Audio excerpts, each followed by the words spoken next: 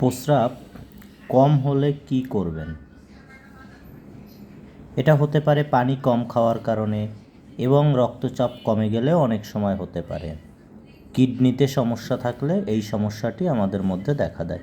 এক্ষেত্রে আমাদের প্রথম করণীয় হচ্ছে বেশি করে পানি খেতে হবে।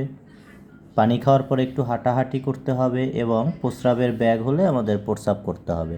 প্রস্রাব আটকে রাখা যাবে না।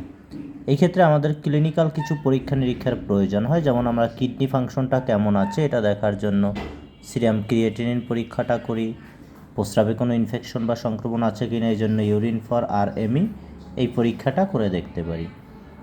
আমাদের ভয়ের বিষয় হচ্ছে যদি হাত পা এবং মুখমণ্ডল ফুলে যায়, যেটাকে আমরা ইডেমা বলি, তাহলে অবশ্যই একজন দ্রুত চিকিৎসকের নিকট চলে যেতে হবে। প্রাথমিক অবস্থায় আমরা ট্যাবলেট ফুসিট 40 mg সকাল একটা করে 2-3 দিন খেয়ে দেখতে পারি।